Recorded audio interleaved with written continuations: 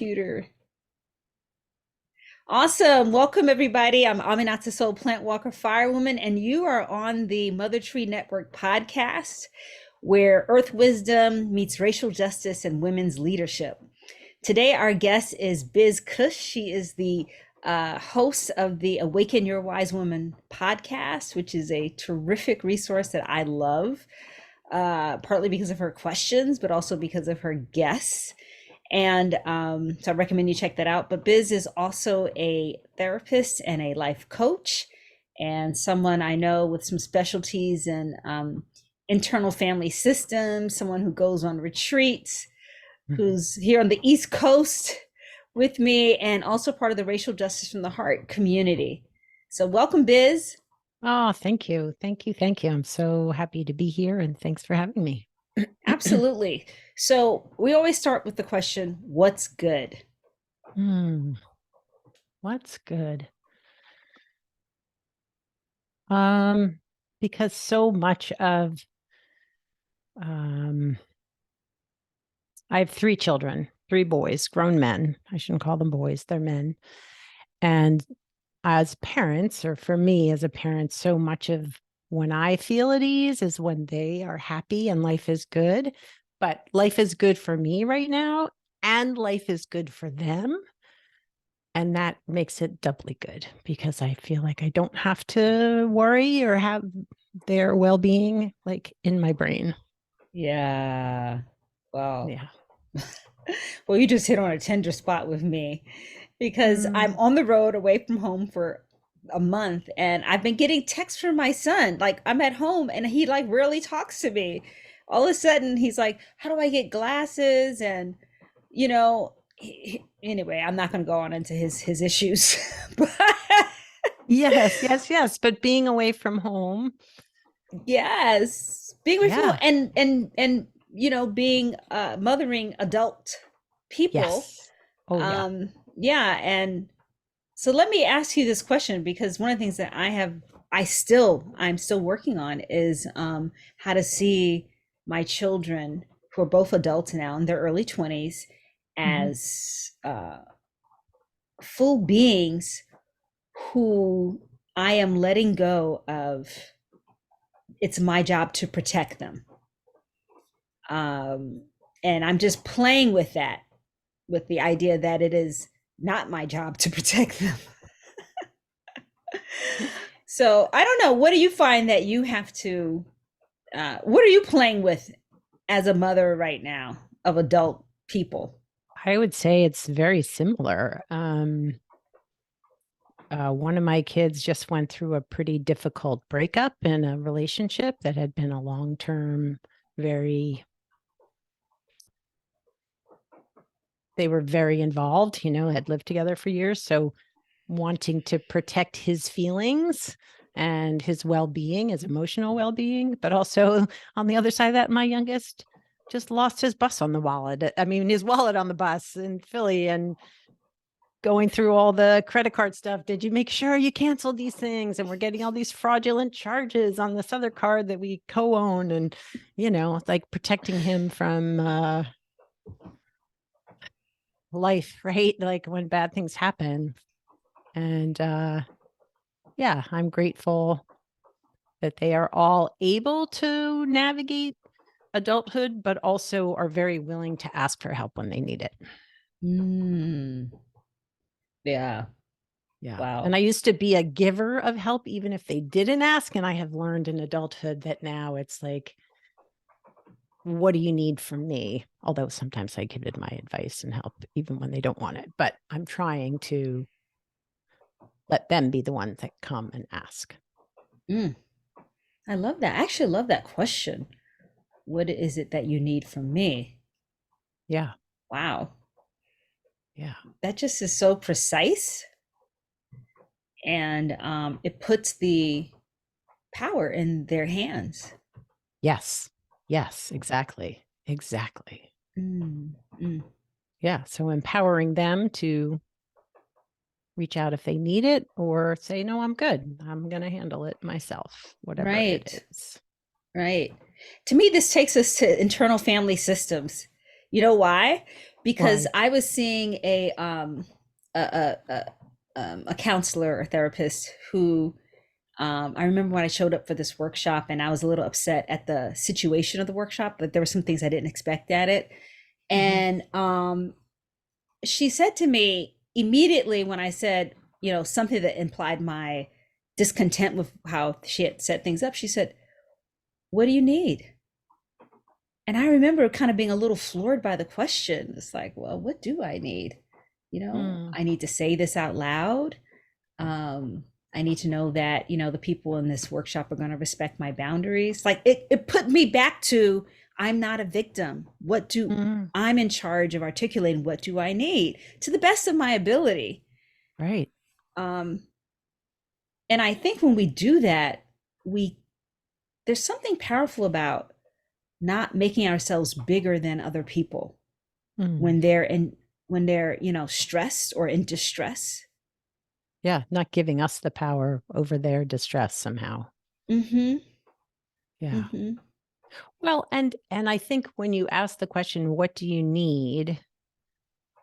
It allows, as you did, like turn inward and say, oh, well, what, going to internal family, like what do my parts need? Like maybe a part of me needs to know that I'll be heard. Maybe a part of me really wants to ask for help, but knows that I need to do this on my own. Like really checking in with all of your parts to see what will help you feel most in yourself, most grounded, most at ease. Yeah. Yeah. And I guess that was a big thing about internal family systems, IFS, to me, was recognizing you have many, many parts, Yeah, you know? so many, so many. Mm-hmm. Mm-hmm. And giving each of them voice with compassion, hearing them with compassion and care and love and understanding can just help you feel more settled all around. But anyway, yeah. Yes. So okay. Now, as someone who is a bit of a go at it hard personality type, um, sometimes I can be uh driven. I was gonna say no, I wouldn't say ruthless because that implies immoral, but like we'll overcome it for we'll At all overcome at any costs. cost. That Yeah. kind of energy is inside of me. Yeah. The part that's like to recognize those other parts with compassion, Yeah. or as if they have legitimacy. Tell me, how does that how is that better for you in the long run? Such a good question. I was noticing as you were about to ask me a question and not knowing what the question was going to be, I felt a part of me that was really nervous. Like, am I going to know the answer to this? Am I going to, am I presenting myself as this internal family systems knowledgeable person when maybe I don't have all the answers? So I was just like, okay, that part is there. And like being able to meet it there versus like shut up, be quiet. I want to push that part to the side. If I can, no matter what the part is, no matter what they're telling you or what you're hearing inside, being kind and compassionate, saying like, I hear you, and I can take a deep breath, I can create some space around that, and hopefully feel more centered in myself so that it's me that's answering and not that part. Or maybe that Mm, part needs to answer too. If it's a like, you need to get your shit done today, or sorry for cursing, maybe you do need to listen to that, but mm, with compassion versus shaming, mm, avoiding, numbing. mm, So it's like being with all the uncomfortable things that we feel and think and hold mm, with kindness and recognition that they're doing their best, these parts, with what skills they have. And maybe they don't have all the skills that they need to learn and be more settled, but I can work with them and come to that place too. mm, If that makes sense. yeah. Mm, And the idea is that you're with internal family systems, with IFS, is that you are centering in yourself, your self energy. So that is the part of you that's meeting these other parts that are going to show up because we all have them, right? Whether it's your inner critic or it's your do part, your manager parts, or those parts that we exiled as, that were wounded and hurt and that we just not sure that we can handle their feelings, like being able to meet them with that more grounded self energy. Mm. I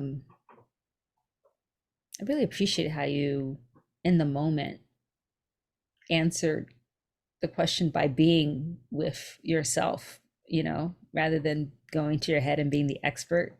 You know? Yeah. Well, Yeah. working on it. Yeah. Yeah. Yeah. Yeah. And hmm. And I Thanks. just want to notice out loud that for me, what that brought up was it slowed me down. When you Mm. slowed down, I slowed down. And when you were transparent and compassionate, I felt more connected to you. Mm. And And that right there is the nugget of what they say for IFS. Is like, if we can meet each other, or if I can meet you with a self energy, then your self energy is going to shine because it mm, feels that presence. Sorry, I interrupted you, but that got me excited. yes, yes, Yeah. yes, Yeah. yes. Um, yeah, I just acknowledge that, you know, we're just starting the spring equinox virtual retreat today, and you had emailed me beforehand. He said, "Are you sure you want to do this call? Because you aren't you going to be on retreat?" And I replied back, "Yes." You did. I was like, okay, good. Yeah. But I didn't check in with all the parts of me first to say, okay, is everybody like, hello, On take a deep board. breath, right? Take a deep breath, because we know Miss Do. Mm. Wants to get it all done. Yeah. Yeah. Yes, and Mm. so I think a part of me that wants for less really felt uh, present, or somehow like there's space for her to be present in this conversation, Mm. because you Yeah. took the breath, you paused. Oh, that's beautiful. Yeah. Yeah, yeah. And I guess I would just put that out there to everyone who's listening to the Mother Tree Network podcast. You are probably, by self definition, a doer, a giver, a supporter, a nurturer, you know, Mm. and hmm, so slowing that down to notice the many parts of yourself, I think that's so thank you for that that Yeah. gift. Yeah. Well, and it helps you meet yourself, but also others in a less judgmental stance, right? So if you're in relationship with someone who is really activated and coming at you with all their parts, it doesn't always work, but taking a deep breath, giving yourself space, recognizing, okay, well, maybe they're not grounded. And can I see their parts with compassion to the best of my ability? So I'm Mm. not saying like you're I don't know, selfish, overachieving, pusher, or whatever, right? Like you're like, oh, their parts are really showing up today in this way, but can Mm. I meet them with compassion? And I think about it on the grander scheme of like psychotherapy and diagnosis and stuff. It's like you're not you aren't your bipolar disorder, or you aren't your anxiety. You have parts that have been either so fractured or so silenced that they show up in these different the parts show up in different ways. Mm. So really non-pathologizing, which I think if you're looking at psychotherapy from a social justice perspective, like that's beautiful to me. Mm. Mm. Mhm. um I want to pick up that thread of, you are not that feeling, you know um Mm-hmm. you hold that, but that's not who you are, you know? Exactly. Exactly. Yeah. And I think it's interesting that you link that up with social justice. Say more about that. Well, what I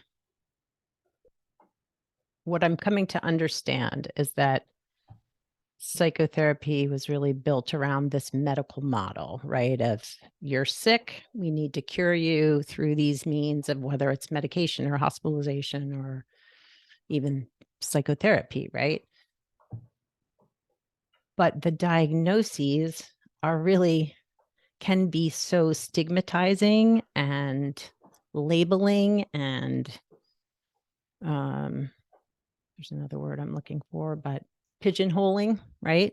That it's very hard to help a client sort of step away from that if like they come to you and say like, yeah, I am bipolar, like, or I am, what's even harder I think is, yeah, it's schizophrenic or some of the more difficult personality disorders that we deem as more difficult, right? Mm. But if you're looking at them from a parts perspective, we take away the sort of that traditional medical model of let's cure you. It's like, let's heal you. Let's heal your parts. Let's Mm. help your parts all feel heard, listened to, more regulated, validated, healed as well. Yeah. Mm. Yeah. Wow. Yeah. That the medical model, we were talking a bit about that with Dr. Sina Smith, who is a MD who became a healer, who went the path of traditional Chinese medicine a couple weeks ago. Um, and I know for myself, I've been very interested in that when I had a medical situation that Western allopathic medicine didn't have a solution for. Mm, So, which pushed me to look for other ways, yeah, healing, yeah. right, Hmm. rather than a cure. So that's Yeah. so interesting. And I want to say out loud here that that thing about you said pigeonholing. Hmm. Um, I was talking with someone else in the Mother Tree community who uses Byron Katie's methodologies Yeah. for herself and with other groups. And one of the things that I've appreciated about in my when I've worked with her and in my conversations with her is she thinks one of the most important things you can do is not fix on an idea Mm. or fix, concretize, pour in concrete a judgment. You know what I mean? As absolutely true. But Yeah. to like notice where there's possibility that it's not absolutely true. You know what I Mm. mean? Or you don't Yeah. absolutely know for sure, what the other person was thinking or etc. And I noticed just that little bit of flexibility with holding something uh allows for it to be allows for things to move, allows for people to shift and for your experience of people in your life to shift. Yeah. Yeah. Well, I think about just the word judgment, right? Like we're putting this idea upon you and judging you as sort of responsible for all of it, right? Or something like that. This is, I mean, we don't, I mean, yes, we judge ourselves, but when we're judging, we're like putting that feeling onto that person, right? Our ideas, our thoughts, our feelings about them versus like, this is how I'm thinking about it in this moment, but maybe that could change if something else were to happen. If we were to see, yeah, be in some other relationship or whatever. Mm. And two things. So one of our Jasmine Bellamy, who was a guest Mm, earlier this year, Black woman who's head of, I think she's like a high level executive in Reebok, and she does some work with regard to corporate culture, anti-racism inside of their organization. One of Mhm. the things she says habitually is, "As far as I know." That's one of like her Mm, prefacing phrases. And mm. I asked her about that, and why, and she shared because she has to approach stuff with humility. Like Wow. there's more that she does not know, even as much as she does know, given her age, her life experience, her education. Yes. Um, so as far as I know, and the reason why I like that is because until a couple of years ago, I didn't know that trees were talking to me, or that I could be in relationship Mm. with, crows. Or I mean, I saw crows and I saw butterflies. I like them. I like trees, but I didn't have a perception that there was wisdom that they might have for me and for us. Yeah. Yeah. As far as I knew, that wasn't true. But now I know a little more, and I perceive a little more of what's true. And so, of course, there must be more that I'm not perceiving then. If I was able to, you know, find out Yeah. more. Yeah. Yeah. Well, and I think so much of, I mean, just what you described, like if you're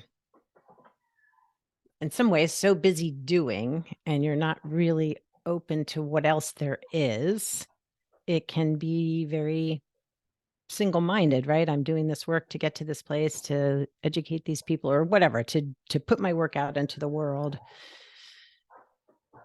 But then to just like be in the world is a different experience, which I feel like you and I have kind of talked about that on when you were on my podcast. Like as you're opening to what else is possible, all of a sudden lots of other things become possible.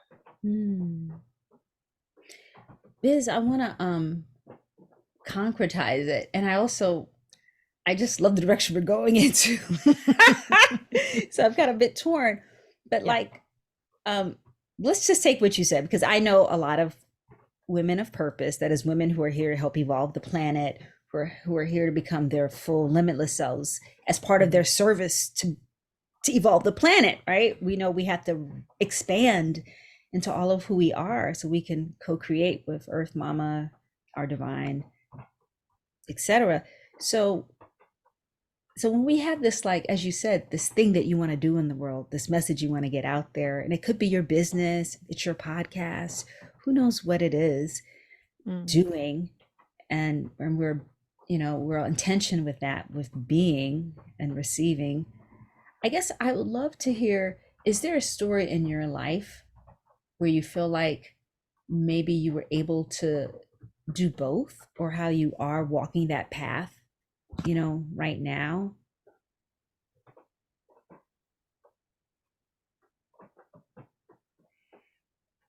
Yeah. I think that prior to probably leading up to the pandemic, I, well, I've always tried to be and do, right? I mean, I'm not always, I shouldn't say always, but as I recognized the importance of mindfulness and meditation in my life, like trying to be more present in everything that I do. But then pandemic hit. And interestingly, I went into this like serious doing mode. Like I joined all these Zoom groups. I joined a mastermind. I found lots of virtual ways to connect with people because and I was doing my online therapy business and um shifted how the podcast was, I went from the Woman Warriors podcast to the Awaken Your Wise Woman. So I rebranded that. I worked on my website. I decided to build a coaching business like I was doing. And part of that was because I was isolated and, I was at home with my husband and my dog and not seeing a lot of people. But at the end of it, I was just like, holy hell, what did I do to myself? I I was burned out. I had no energy to market this new business that I had created that I loved so much, but I was just like, I don't even want to look at it. I don't want to talk about it. I don't want anything to do with it. And so it really, and I realized that I had committed myself to so many groups and people, and of course my therapy business was booming because it was the pandemic and everybody needed help, and I was saying yes to everybody. And I was just like, there was a part of me screaming like, stop, please just create some space. Like, we have no room to breathe. And gave myself permission to sort of back off marketing the coaching business. Really came back to the meditation and mindfulness practices, but also really I'm still working on it, but centering, like taking care of myself while working. Like, to me, that, because if I'm taking care of myself, then I am, excuse me, then I can be more open to what else might be out there, right? Or what other opportunities, but also just what else might be in here that I need to be attending to. Yeah. And I think I'm still a work in progress as far as how much to work and how much to have space. Yeah. Wow. I could tell you just said my story. Well, I think, oh my God, how many of us had that narrative? How many of us? yeah. Well, and I think when I told you I've been getting your emails from probably for years, since even before I did the social justice from the heart, the parts of it that I did participate in. And when you shared that, like, this shift happened, I was like, oh my gosh, I just need to talk to her about this, because I feel it. I feel it too. I mean, in a different way, but we each have our own ways of this evolving and it's showing itself. But yeah. And so, yes, I think you can do, and you can be open. I think it's possible, but you got to give yourself the space to create the opening, right? The listening, the awareness of what else is there. Yeah.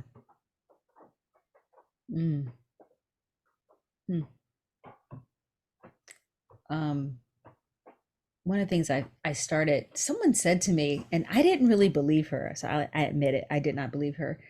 This is someone who's like a year younger than me, but who I feel is further along in the path than me. And she said to me, you should be collecting receipts all day. And in that language, what that means is like, girl, you don't know what you're out there giving. You are underestimating what you're doing energetically. You know, you she was encouraging me to appreciate what looks like resting, or what looks like not engaging energetically, um, might in fact be engaging. You know what I mean? But on a subtle level. Yeah. And the other thing that you said, Biz, that hit me was, and I say these things out loud because I want more of us to know that we're not the only ones thinking it, and maybe it's true. Yeah. In little letter true, not absolute truth. Yeah. And the little truth, little letter T, true, is that I got a very strong message that one of the values of my business, for Racial Justice for the Heart, the Mother Tree Network, which are very service oriented, I got the message that one of my values is to take care of me first. And I remember it that came up in the context of a group call that was for free in our community. And I felt embarrassed. People were sharing messages they got, and I felt embarrassed that mine was take care of me first. Um, but there is something about tending to the that part of us that is slow, maybe eternal, uh, or young, or somehow just really checking in with what do I need right now as the first step in me being of service to other people or of this goal, you know? Yeah. Yeah. So I just want, if anybody's concerned about being selfish or self-centered. And I think for women, that's the hardest piece of that, like making yourself care or, taking care of you, because self-care kind of gets tangled up in what everybody throws at you. It should be self-care, but taking care of your needs as making that a priority. I think women in particular go to, yeah, but that's selfish. What will other people think of me? And yet, like, we're very willing to take care of other people's needs ahead of our own. Like, that's more important, what they need and not what I need. Like, why is that? Like, if we're all taking care of our own needs, we're giving other people permission to take care of theirs. Somebody just said that to me the other day in one of my podcast conversations, right? Like, you're shining a light on the importance of you showing up as your best self, right? From yourself, I think, right? If you're taking care of your needs. And that only benefits everybody else in your life. Yes, yes, yes. Hmm. So, Biz, I want to ask you, you said you rebranded from Woman Warriors to the Awaken Women's Wisdom. Say the name of your podcast now. Awaken your wise woman. Yes. Awaken Your Wise Woman. It's Yeah. almost like the antidote to the woman warrior. Yeah. Well, when I started the podcast, so now like 5 years ago, my focus in my therapy practice and for myself was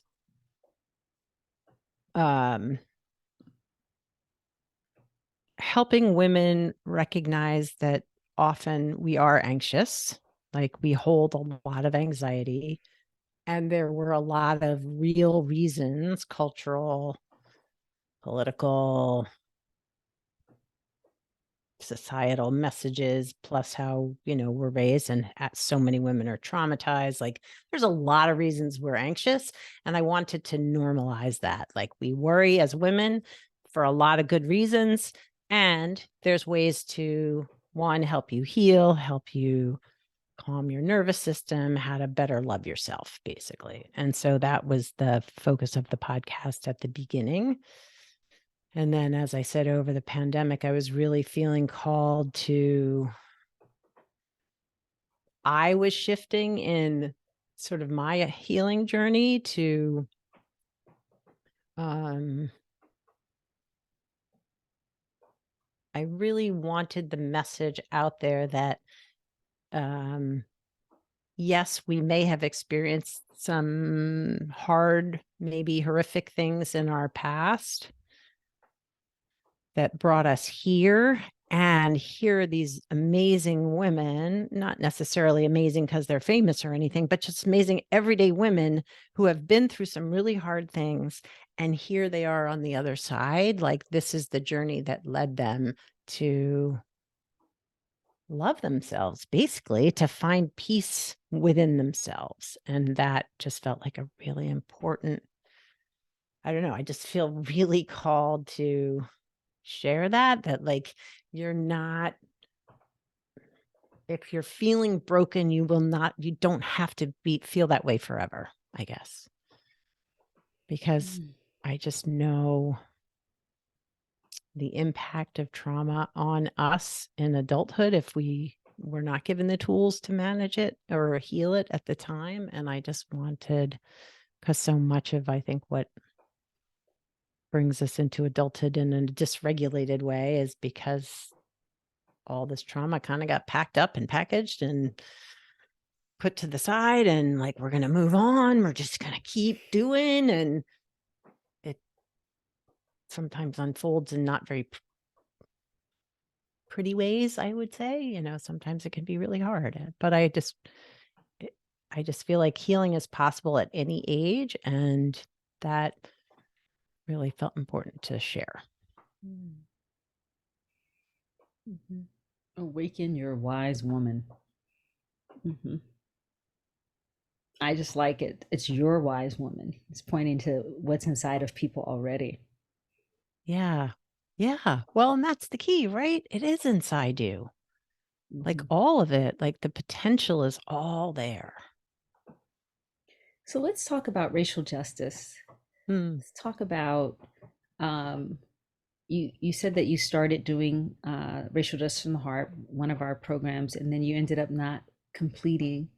Mm-hmm. And tell me, or us, why? Like, how was that part of your self-care, or how is that part of your journey? How do you Yeah. look at that now? So, I wish I remembered when it was, but probably around about 5 years ago, maybe longer. It became apparent to me that just all the injustice that was happening racially in the world, but particularly in our country, in the United States, that I wanted to be better educated. I wanted to feel more confident to talk about it. I think, too, at that time, there were people in my life, friends, that would say very racist things that I felt called to answer or speak to in some deeper way, and really struggled with that. So I recognized the parts of me that were really afraid to do that, I guess. I mean, I wouldn't have described it then. I would have said, I recognize my failings and really understanding. So, being able to talk about it. So your program appealed to me because, it's so mindfully based. It's really centering yourself to be able to show up to these difficult conversations. I don't know if you want me to talk about why I stopped, but I can Yeah, talk about that too. yeah. I felt as if I joined it, I'm a soul practitioner, and I joined it because I just wanted to be better equipped to talk to clients about racial justice if I needed to be centered myself. Mm-hmm. I live in Annapolis. There's a huge housing project nearby. I felt like I was avoiding a lot of things, talking about things, feeling things that I wanted to address. So most of the people in my smaller group were coming from, like, they'd been sponsored by corporations to bring this back to the organization to help, maybe they were part of the diversity team or whatever. Mm-hmm. So I had a harder time sort of, even though the mission was the same, it was a little bit different. This, for me, it was very personal, which it felt like to me at the time, like, I'm not sure they can relate to me where I am. Mm-hmm. I don't know if that was really true or if that was just me judging Mm-hmm. myself, right? Mm-hmm.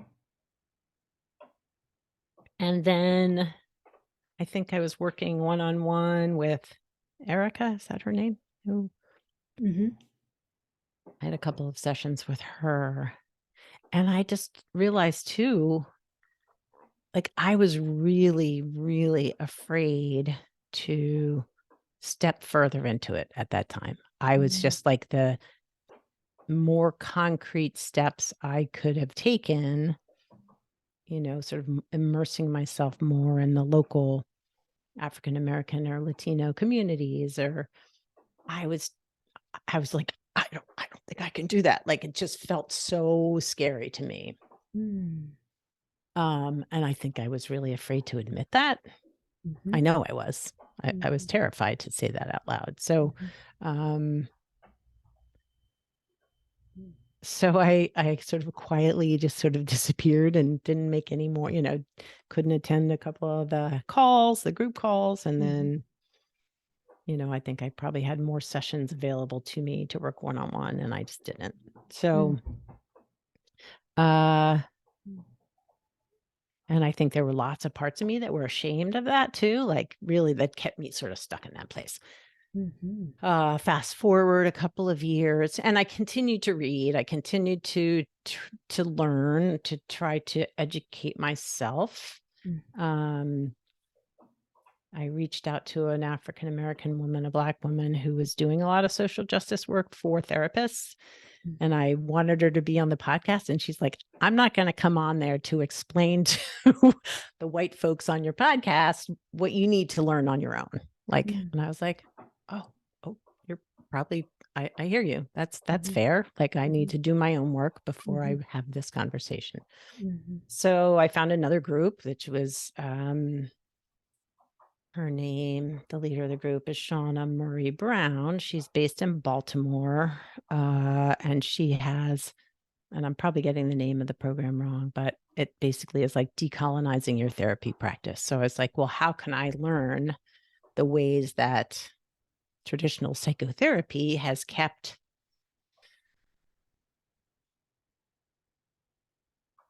minorities, Black people, Latino, like stuck in these places really of mental unwellness. Like we're perpetuating this as a culture, as a society. mm, And then the lack of access for good therapy is also just piling it on. And just the mhm, medical model doesn't help either. So, mhm, more learning, more talking. I'm still not as, no. There are parts of me that are still afraid. There are parts of mhm, me that still, um, like I feel like I go a little bit farther and then I hit a place where I'm like, okay, that's enough for now. And then I learn a little mm, bit more mm, and I can go a little bit farther. And I can say today, I feel much more comfortable with the idea of like, of course I'm privileged. Of course I have biases and I can recognize those parts when they show up, right? I can mm, recognize like, I'm trying to think of an example recently where maybe I'm judging somebody for how they are, like just walking down the street or I'm trying to think if I can think of an example, not off the top of my head, mhm, but trying to be again more open to what is showing up in those moments. Like what mhm, is showing up? What are all the different parts? Are there parts that are still afraid? Yes. Are there parts that can engage more? Yes. Can I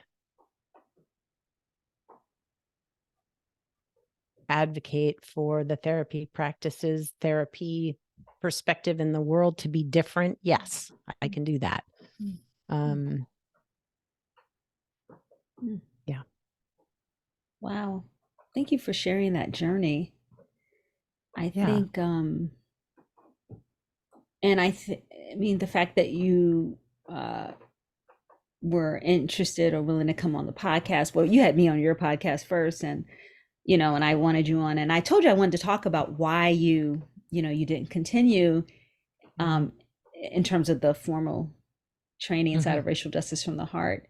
So I Mm-hmm. think it takes courage as a white woman to talk about why I stopped, and what that is. And um, when I say courage, I think it takes a willingness, like an ability to hold yourself Mm-hmm. um, Yeah. wholly, and knowing that people are going to have various reactions and judgments about that. because of all the things that everyone is holding, because Yeah. of um, so so I just want to say that out loud. And what I also like about your journey, I just want to reinforce, is that so so you stopped, doing the things with us because you hit that terror point, and so Hmm. you stopped, and then you Hmm. were like, oh, but here's another way in psychotherapy, which is where, I'm doing my work in the world. Let me ask Hmm. this person. And you got a no there, and then you kept going, and then you said, oh, here is a place where I'm being invited to come in and learn, Hmm. decolonizing psychotherapy. Yeah. There's a little Yeah. sign that says you're welcome here, biz. Well, that's so true. And yeah, yeah, you're welcome here, Biz. And you're welcome also, which I appreciate, like you're welcome in limited ways too, because if this is about upholding and supporting the Black and people of color therapists, and their experience is so different from mine, I have to appreciate that they need their space to unpack and heal and address. And so then here's the space for the white therapist, and you guys can be here in this space. And then we have this group space that can come together and talk respectfully and kindly and with awareness.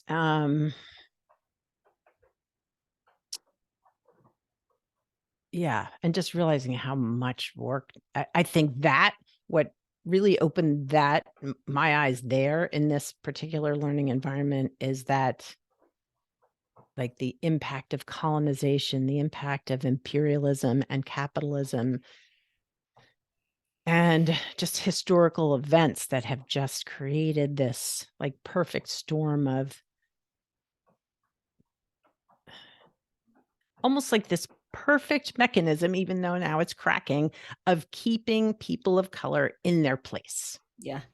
And it just, and women too, and but people, and that just makes me more and more angry the more I understand it. Yeah. But that's good, right? Like that's what I need to, I mean, that's to me, that was really important to really fully understand just the layers and the history and the how deeply racism goes. Yes. I you said decolonizing. I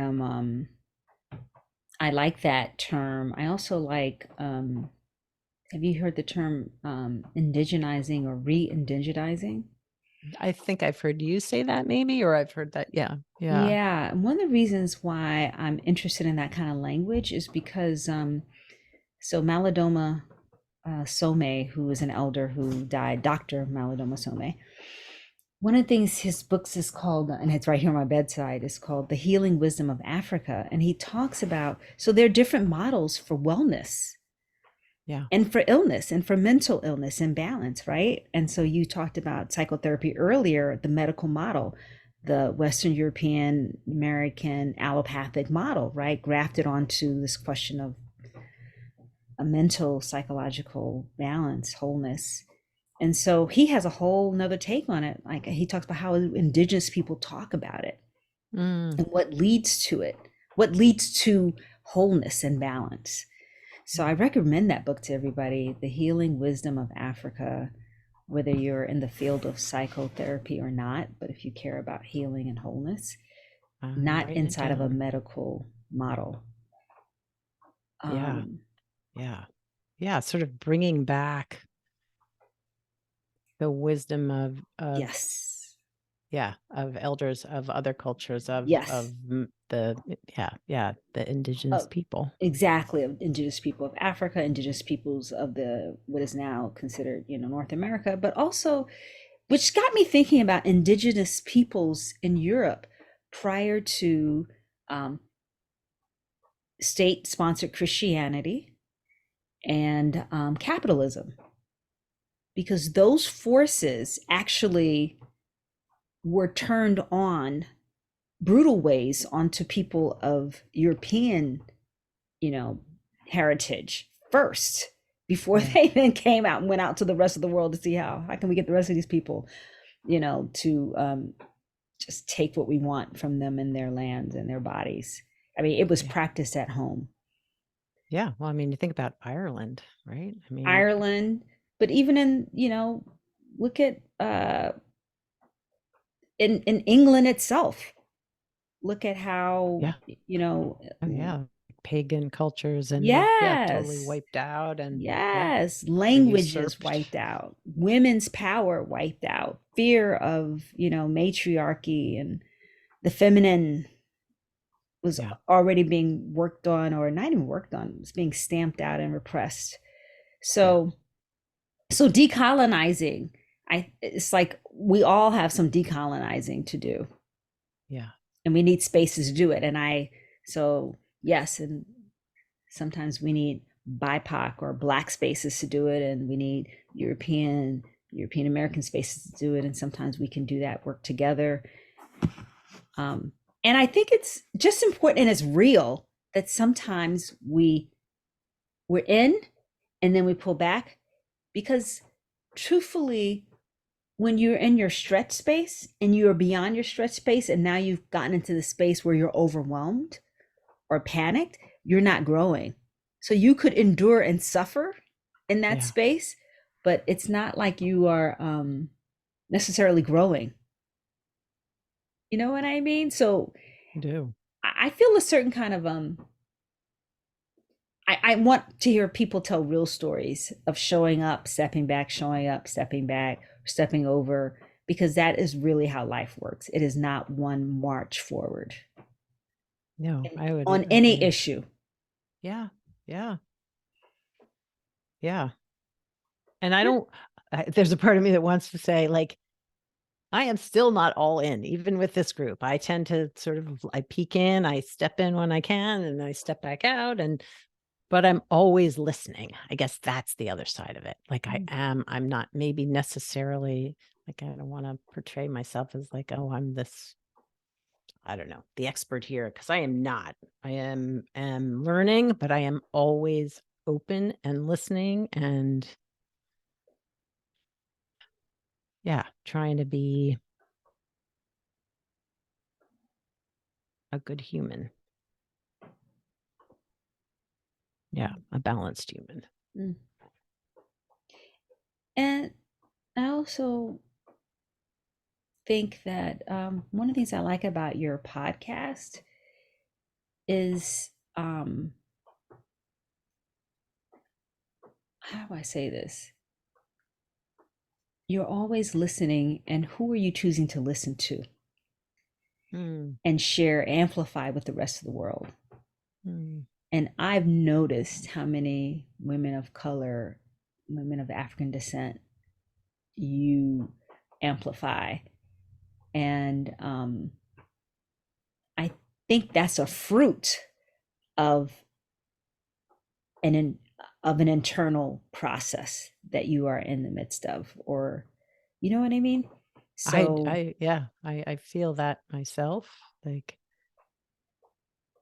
um, I don't know what I want to say about that, but thank you for saying that. Yeah. Yeah. yeah, so I do recommend the Awaken Your Wise Woman podcast if you want to hear from a variety of women. And if you really are interested in hearing from women of African descent, our wisdom from born from our experience, um, it's a good place to go.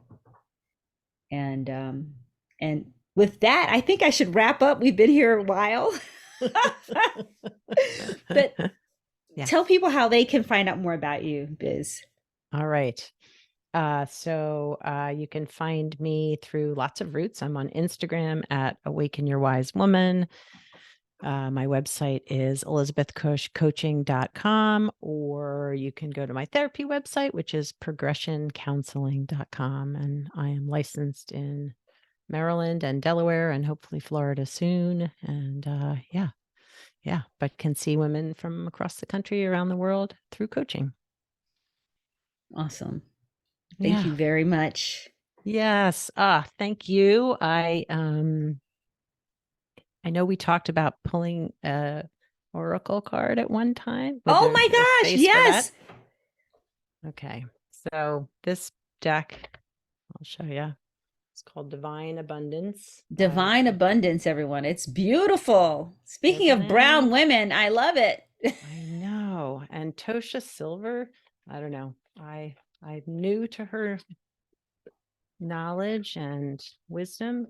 And all right, so anybody listening, whether on the podcast or here live, like just send an intention out into the space and we will see what arises. And a bunch of cards just fell, which I should probably look at those, but I'm not going to. All right. Here we go.